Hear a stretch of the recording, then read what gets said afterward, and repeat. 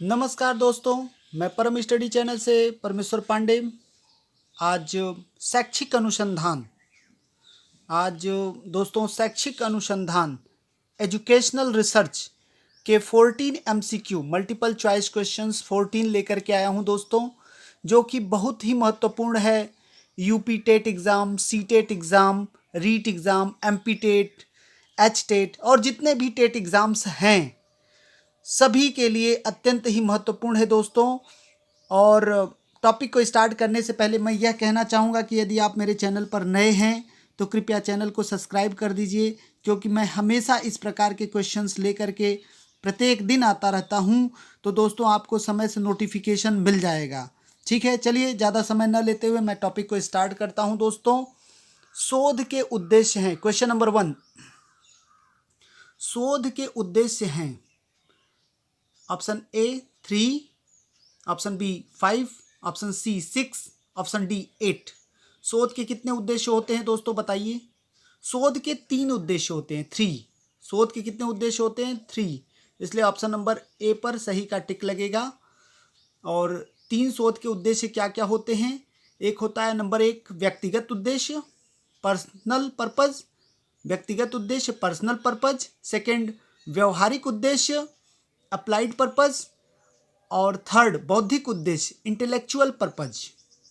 ठीक है, तो शोध के 3 उद्देश्य होते हैं। ऑप्शन नंबर ए पर सही का टिक लगेगा। क्वेश्चन नंबर 2, अनुसंधान के चरण हैं। अनुसंधान के चरण हैं ऑप्शन नंबर ए विषय का चयन, परिकल्पना का सत्यापन, आंकड़ों का संकलन, ऑप्शन नंबर डी उपर्युक्त सभी। तो अनुसंधान के चरण विषय का चयन, परिकल्पना का सत्यापन, आंकड़ों का संकलन, ये सभी होते हैं, इसलिए ऑप्शन नंबर डी पर सही का टिक लगेगा। क्वेश्चन नंबर 3, अनुसंधान विभिन्न घटनाओं तथा तथ्यों का कितनी स्थितियों में अध्ययन करता है? अनुसंधान विभिन्न घटनाओं तथा तथ्यों का कितनी स्थितियों में अध्ययन करता है? Option number A 2, B 3, option number C 4, D 5। तो अनुसंधान विभिन्न घटनाओं का तथा तथ्यों का कितनी स्थितियों में अध्ययन करता है बताइए? 3 स्थितियों में अध्ययन करता है, इसलिए ऑप्शन नंबर बी पर सही का टिक होगा। 3 स्थितियां मैं बता रहा हूं कि अतीत में उसका स्वरूप क्या था, व्हाट वाज। सेकंड वर्तमान में उसका स्वरूप क्या होगा, व्हाट इज। एंड थर्ड भविष्य में उसका स्वरूप क्या होगा, व्हाट विल बी। वर्तमान में उसका स्वरूप क्या है और भविष्य में उसका स्वरूप क्या होगा और अतीत में उसका स्वरूप क्या था। यह अनुसंधान की 3 स्थितियों में तथ्यों का 3 स्थितियों में अध्ययन करता है। क्वेश्चन नंबर 4, सर्वेक्षण अनुसंधान का स्वरूप होता है प्रयोगात्मक, क्रियात्मक, अन्वेषणात्मक, इनमें से कोई नहीं। सर्वेक्षण अनुसंधान का स्वरूप कैसा होता है? अन्वेषणात्मक। अन्वेषणात्मक, ऑप्शन नंबर सी पर सही का टिक लगेगा। क्वेश्चन नंबर 5, कार्लिंगर ने वैज्ञानिक अनुसंधान को कितने भागों में बांटा है? कार्लिंगर ने वैज्ञानिक अनुसंधान को कितने भागों में बांटा है? 4, 6, 7, 8। तो कार्लिंगर ने वैज्ञानिक अनुसंधान को कितने भागों में बांटा है?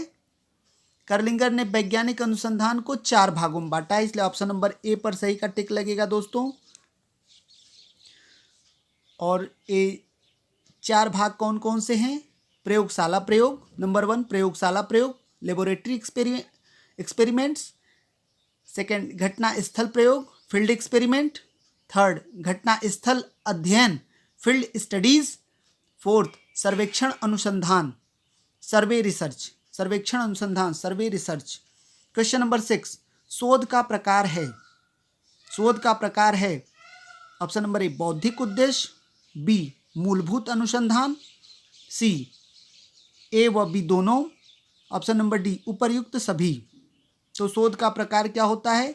मूलभूत अनुसंधान होता है, इसलिए ऑप्शन नंबर बी पर सही का टिक लगेगा दोस्तों।